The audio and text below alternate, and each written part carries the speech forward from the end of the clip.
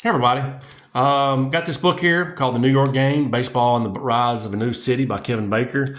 I thought I'd do a real quick review on it before I turned it back into my public library.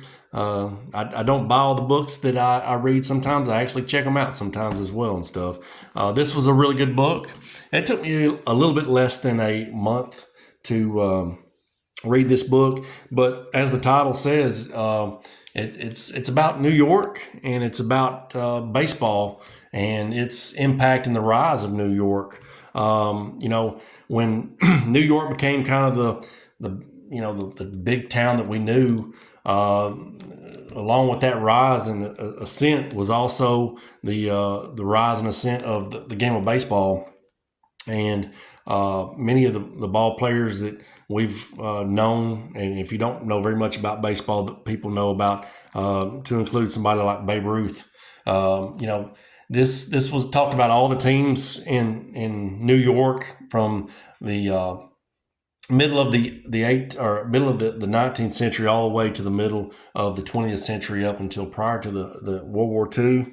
It was talked about all the franchises and their stops and starts and starts again, and the leagues as well, whether it was American League, National League, or the short-lived Players League or Federal League. But we ended up with pretty much the American League and the National League, and we ended up with three teams in New York at the beginning of the 20th century, with the New York Giants, the New York Yankees, and the Brooklyn Dodgers. They all had their periods of success, and they also had their periods where they weren't so good as well. At the beginning of the 20th century, the New York Giants were that team in baseball under the leadership of John McGraw.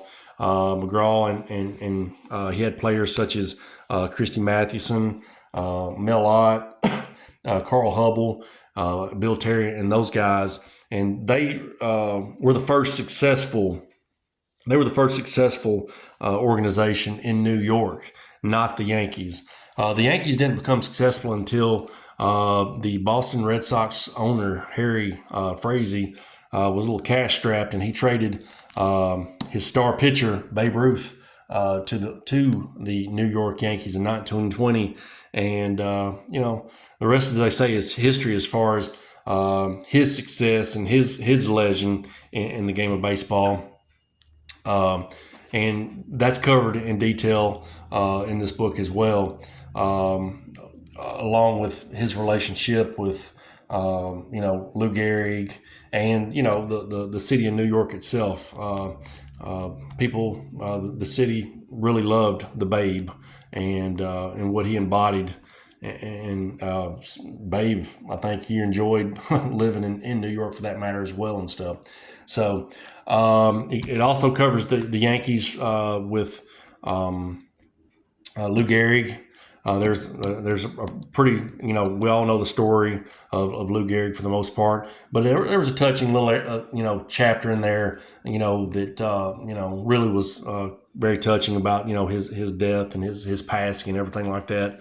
Lou Gehrig, by all accounts, was a mama's boy, and he played baseball, and I don't know if he did anything other than mind his mama and play baseball and everything like that. But it was good little stories about Lou Gehrig, and it sandwiched that with, and it ended that with, actually, Joe DiMaggio, and what he meant to the Yankees from the late 30s all the way through when this book ends in the mid 40s.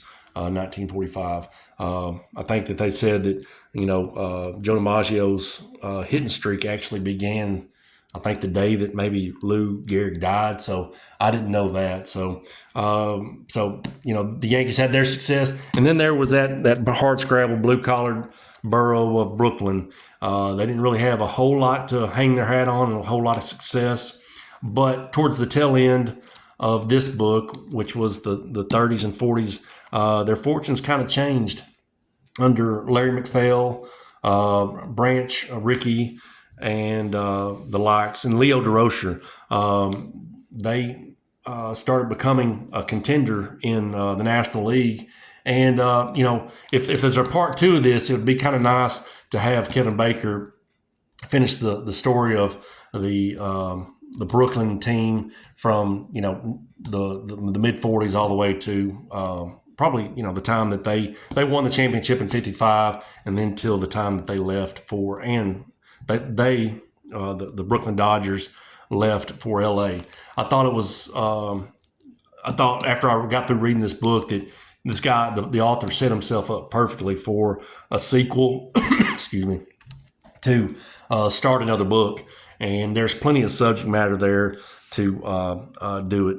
But the Brooklyn was just a different beast compared to the fancier, Manhattan team in the New York Giants and the corporate-like team of the Yankees, who were all business and no play. The Brooklyn Dodgers were a team that everybody, the community could root around because they were their neighbors and everything like that, And I guess if I could turn back the hands of time and stuff, I really wish I could have gone and seen maybe a game at Ebbets Field, because I'd imagine that would have been quite an experience back in the late 40s and early 50s.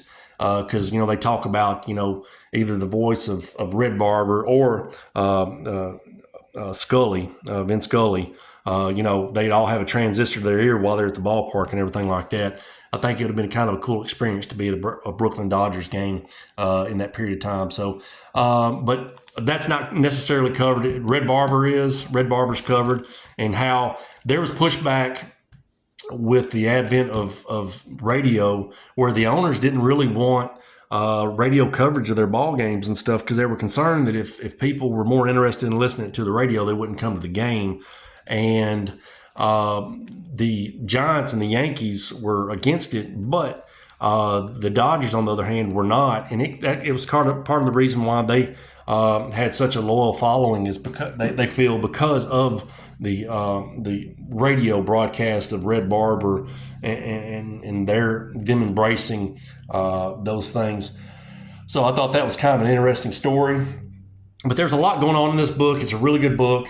I mean, you're going to talk about everything up until prior to the early origins of baseball, all the way to the beginning of the 20th century, where you cover other world events such as the World War I. You're also going to talk about the Roaring Twenties and, kind of like the flapper culture, F. Scott Fitzgerald and everything like that, and all the extravagant lifestyle that, you kind of heard from the 20s, the Harlem Renaissance.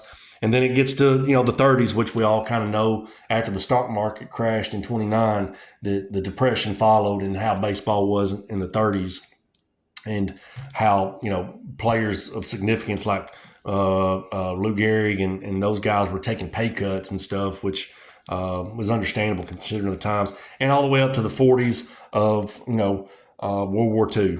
This was, how baseball almost stopped with the beginning of World War II, and where they thought, was it really necessary to play these games?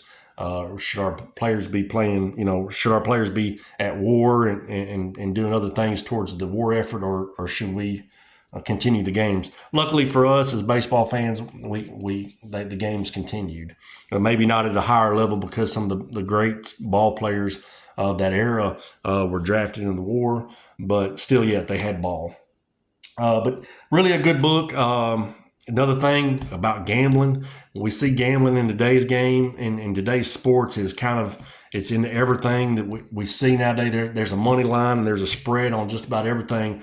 Well, it was up for the grabs back in before the Black Sox of 1919. I mean, baseball was based around gambling, and the players were corrupt. Everybody was in on the take on that stuff. And it was kind of good that got cleaned up for a while.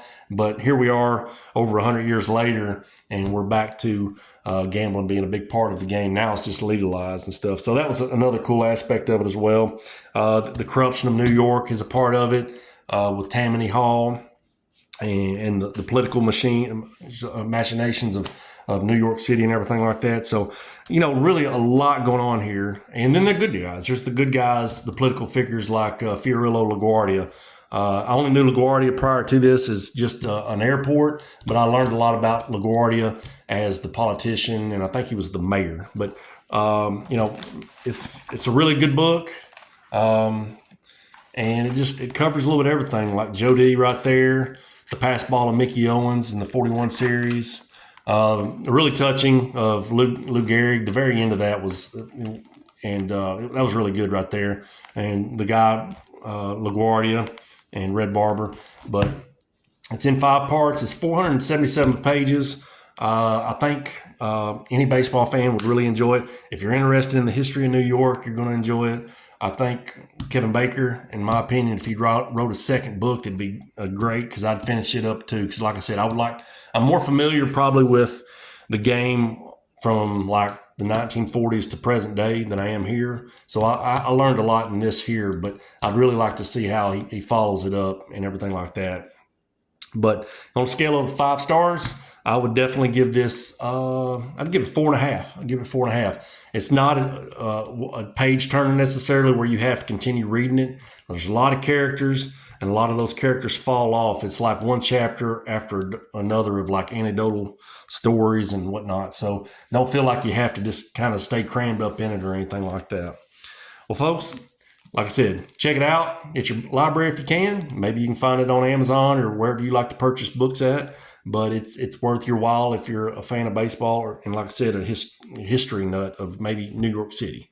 So yeah, and anyhow, folks, this will probably be my last little video before Thanksgiving. Thank y'all for watching. I hope y'all have a happy Thanksgiving, and I'll talk to you later. Bye.